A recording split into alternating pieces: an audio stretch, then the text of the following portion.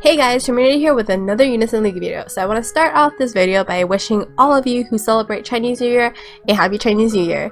It's the year of the rooster, it's my year, so I'm turning 24, oh my god. But anyway, I also want to say thank you to all of you who wished us good luck during ranked, and those of you who wished me get well soon. It really does help a lot, especially when I was feeling really shitty, I was really moody. It really helped brighten up my mood, so thank you guys. And now for the long-awaited update. It's a day late, I'm sorry, but alright, sacred spawn. So this sacred buck spawn, obviously you can get the monster and you can get a lot of other good stuff. If you're endgame, what's really appealing are the pluses. Any free pluses I really love, and of course if you need the monster, you get the monster, and then these are for the reforging mats, I'm pretty sure. I haven't even looked at the reforging mats for this monster. Let's see. I got 2 of her already. Yeah, so those are the reforging mats. So I mean, the quest itself is pretty easy to do. If you want to bring utility, you can bring balance, purifying light, or mass refresh. Any of these 3 would do. Though even without any type of utility, you can get away with it if you have good utility monsters. So that's up to you, but if you're a damage dealer, definitely bring EE. EE helps a lot, especially if you don't have a cleric around. You can get runs without clerics, right? And if you don't have EE, it's kind of hard to do. So I recommend bringing EE. Also, I've only done the 65 one, so it might be different for the lower levels. I'm pretty sure the lower levels are a lot easier, so I'm only speaking for the 65 one. 65 one, having the utility helps, especially if you have mass refresh or purifying light, because the monster debuffs quite a lot. So if it debuffed you and she has a stack buff, you know, it's gonna hurt a lot. You're gonna get one-shotted. Vivi, her name is Vivi. Ability power 210, damages all enemies with fire magic damage, reduces attack magic attack of all enemies by 20 for 60 seconds. Okay, so she's the debuffing monster for mages. I mean, utility wise, she's useful in PvE and PvP, but her usefulness is like low rank. So other monsters can do what she does but better, like Amelia for example. She debuffs everything. Lilith debuffs everything, and they do it better. They do a better job at it because there's higher stacks. She also attacks, which is nice for PvP, especially if you want to use matching uni. Having a 5-person fire unison in PvP is really nice because fire unison does a lot of damage, so you might want to use her in that sense. So those of you who rely on using a 5-man fire unison might want to use her for your front line. It's hard for me to speak in terms of GVG, but in terms of usefulness in GVG, I think she's okay. She debuffs and she has a attack ability, so that's always nice. And if you want to have a 5-man unison, she would be a good choice to put in, you know, like because a lot of fire unisons, they don't do a very good amount of damage. Paulo, for example, has a chance to hit 3 times, but he also has a chance to miss, which makes him not a really good choice. And then the other fire damaging monster is the Nidhogg, whatever his name is, the dragon looking guy, right? So he's the only fire damage dealing monster with high cost. Like the 34 cost monster Rena, she doesn't do any damage. She poisons, I believe, but she doesn't do damage. So she's not necessarily the best choice to use when you're doing a damaging uni, since she doesn't damage. So she, in this sense, you know, Vivi is nice to have for mages. If you have a mage frontline, she could use fire to match with all the lancers or, like, you know, the other classes who also carry fire. So she's nice in that sense. But in regular quests, she's not very useful. She is a nice stat sticker because she is fire, right? You know that in PvE you have elemental advantages depending on what monsters you carry. So she is nice in the sense that mages can have fire monsters, meaning that they can do more damage against wind monsters. So she's nice in that sense, but again, depends on how many you want to farm. If you're a mage or cleric and need magic attack and magic defense stat in monsters, you know, farm as many as you need. The good thing about these box spawn is that you can keep refreshing them until you get the amount of monsters you want. I would honestly stop at like 3 or 4. I don't think you need more than that, but hey, it's up to you.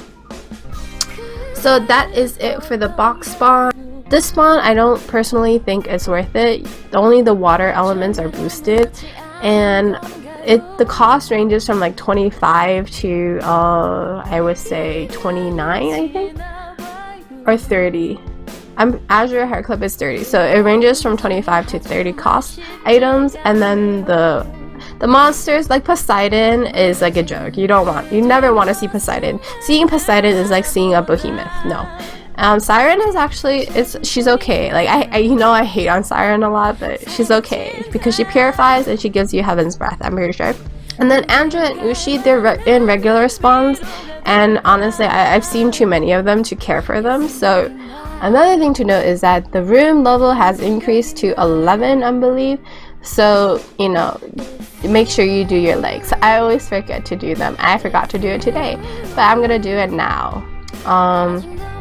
I don't look at rooms when I like them. I look at the top 5 people who like me and then I just like them back. I don't know how other people do it, but that's how I do it. Bree, I'm so discouraged to like him because of his face. What am I saying? His face is beautiful. We're matching. We're frontline buddies. We have to match. I wish everyone in frontline had that bobblehead looking thing. I don't know if you can tell, but I'm still a bit nasally, so if it annoys you, I'm sorry. I can't help it. It's how I am. Okay, Legolas. I know the name, I can't pronounce it. I never pronounce shit right. The archer from, what is it called? Oh my god, The Lord of the Rings. There we go.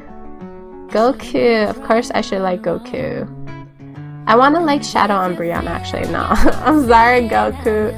Shadow Embryon, be a subscriber. So I will like you. Where are you at, bro? There you are. Thank you for all of you who like my room. It helps me. I like having high points. I'm competitive for no reason, honestly. Gotta chill. Of course, there's also these new cosmetic items, right?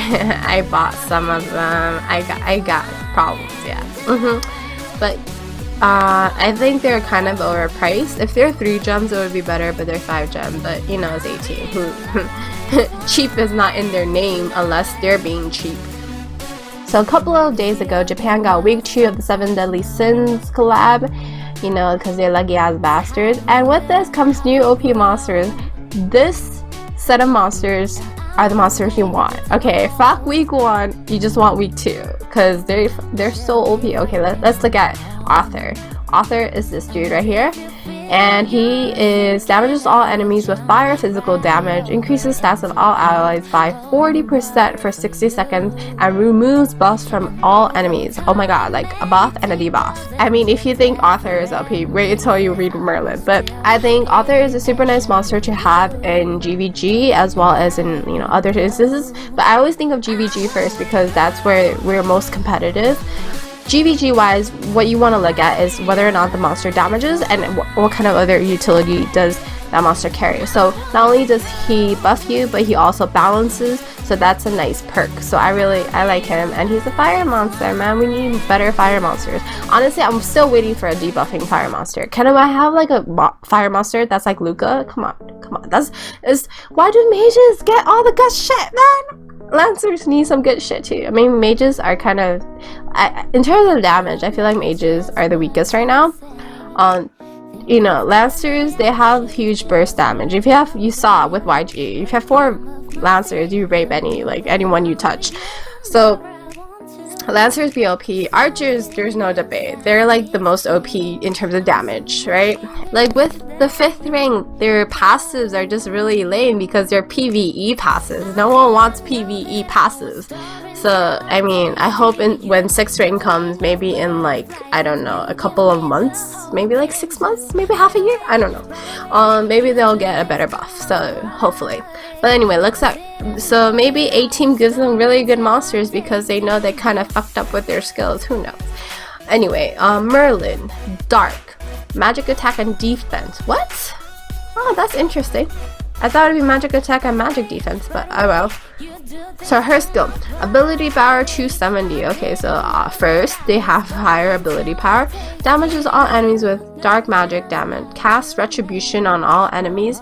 Removes reflection barriers. Constant heal effects from all enemies and reduces physical or magical damage taken. Oh damn! I mean the constant heal effect. And Kalo, yo, this is like anti-cancer and Kalo. And then reflect barriers, like I see her being a really nice counter to Snow White. Like all I can remember right now, because it's right after GVG, is the fucking Snow White from Sailor Scouts. So this is a nice counter. She is a 29 cost, however, so if you have her max plus, you wouldn't necessarily be able to counter Snow White if you use her at the same time as Snow White, so you gotta be careful about that. But yeah. So what does Retribution do? Retribution basically takes your buffs and changes to the debuff counterparts.